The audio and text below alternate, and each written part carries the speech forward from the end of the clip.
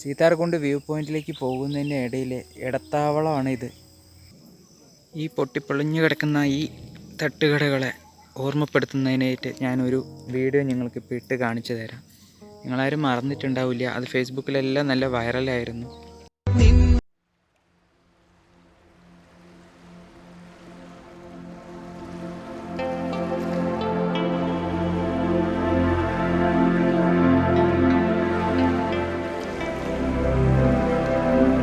Good morning friends, ഞാൻ Nikhil മഴമേഘം. Studio മഴമേഘത്തിൻ്റെ ഇന്നത്തെ എപ്പിസോഡിലേക്ക് എല്ലാവർക്കും സ്വാഗതം. ഞാനിന്ന് പോകുന്നത് പാലക്കാട് ജില്ലയിലെ നെന്മാറയിലുള്ള പാവങ്ങളുടെ ഊട്ടി എന്നറിയപ്പെടുന്ന നെല്ലിയാമ്പതിയിലേക്കാണ്. ഈ ലോക്ക്ഡൗൺ കാലത്ത് നെല്ലിയാമ്പതി ഐസൊലേറ്റ് ചെയ്യപ്പെട്ടിരുന്നു. ലോക്ക്ഡൗണിന് ശേഷം നെല്ലിയാമ്പതി ഉണർന്നോ ഇല്ലയോ എന്ന് നമുക്കൊന്ന് കണ്ടറിയാം.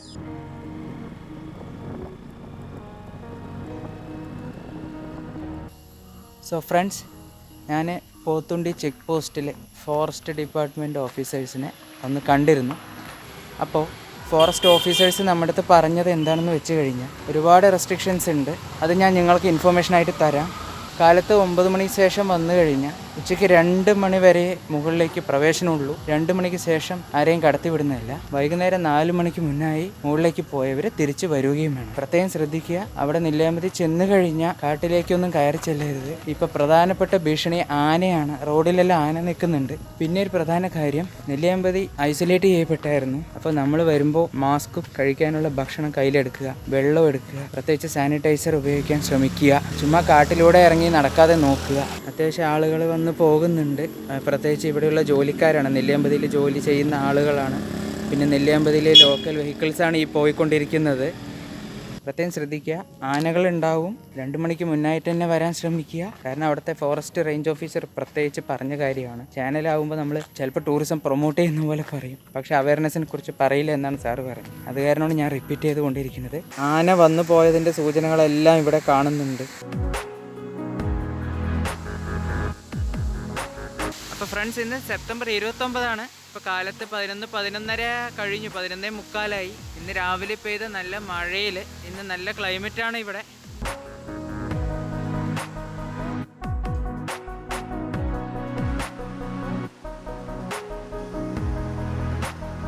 ഈ സ്ഥലം എല്ലാവർക്കും നന്നായിട്ട് അറിയാം, നല്ല പരിചയമുള്ള സ്ഥലമാണ്. ഇത് ആദ്യത്തെ വ്യൂ പോയിൻ്റ് ആണ്. ഇന്ന് നല്ല കോടം മഞ്ഞുണ്ട് ഇവിടെ.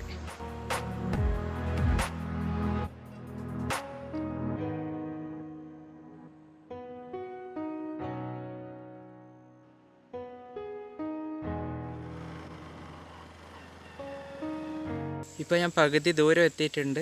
ചെറിയ മഴത്തുള്ളി ഇട്ട് തുടങ്ങിയിട്ടുണ്ട്. സാരില്ല, നല്ല ക്ലൈമറ്റാണ്.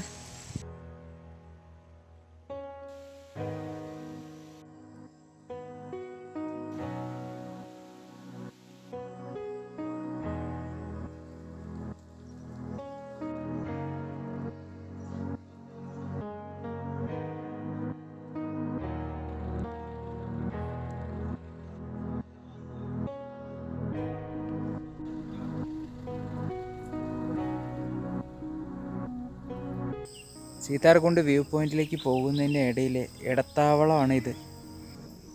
ഈ പൊട്ടിപ്പൊളിഞ്ഞു കിടക്കുന്ന ഈ തട്ടുകടകളെ ഓർമ്മപ്പെടുത്തുന്നതിനായിട്ട് ഞാനൊരു വീഡിയോ നിങ്ങൾക്കിപ്പോൾ ഇട്ട് കാണിച്ചു തരാം. നിങ്ങളാരും മറന്നിട്ടുണ്ടാവില്ല, അത് ഫേസ്ബുക്കിലെല്ലാം നല്ല വൈറലായിരുന്നു.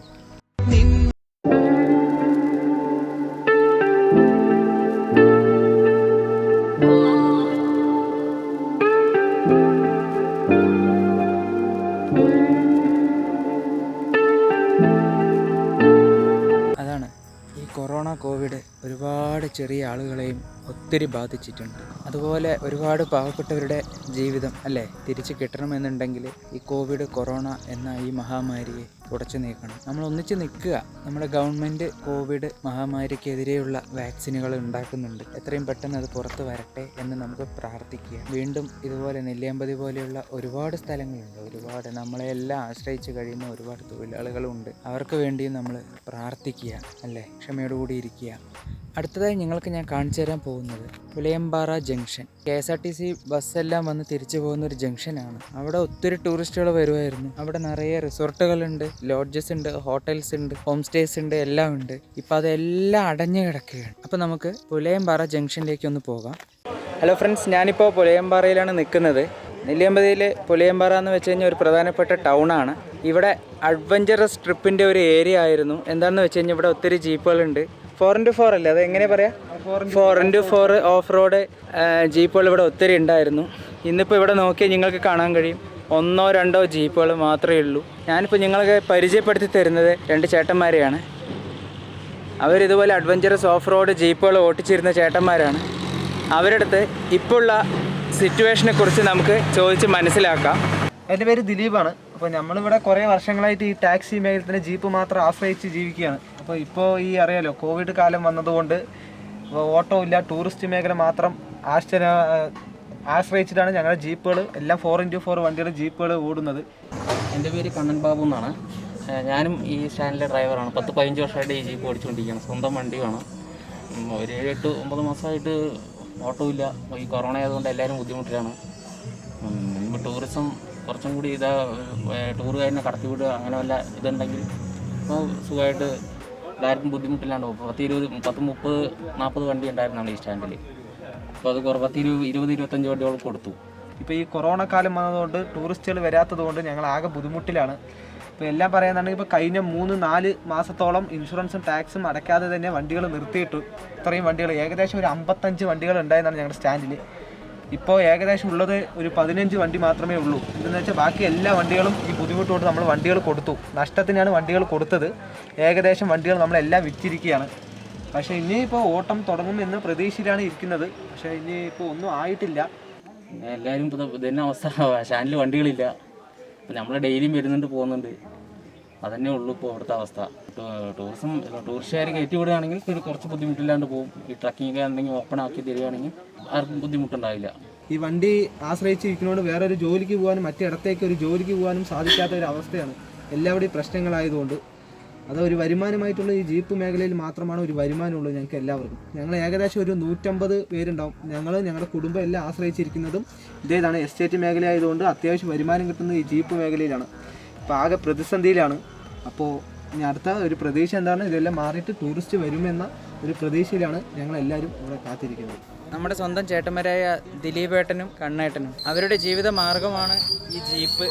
ഓക്കെ, അപ്പോൾ ഇനിയും ടൂറിസ്റ്റുകൾ വരും എന്ന പ്രതീക്ഷയോടെയാണ് അവർ ഇരിക്കുന്നത്. അപ്പോൾ ഈ കോവിഡ് എന്ന മഹാമാരി ഉടൻ തന്നെ മാറട്ടെ എന്ന് നമ്മൾ പ്രതീക്ഷിക്കുക. 2018 പ്രകൃതി ദുരന്തം ഉണ്ടായപ്പോഴും ഈ പറഞ്ഞ നെല്ലിയാമ്പതി ഒറ്റപ്പെട്ടിരുന്നു. എല്ലാവരും ഒറ്റക്കെട്ടായി നിന്ന് തുടച്ചു നീക്കി. അതുപോലെ പുതിയ പ്രതീക്ഷകളോടെ ഒരുപാട് പേര് ഇതുപോലെ ഇരിക്കുന്നുണ്ട്. ഇവർക്ക് വേണ്ടി നമ്മൾ പ്രാർത്ഥിക്കുക.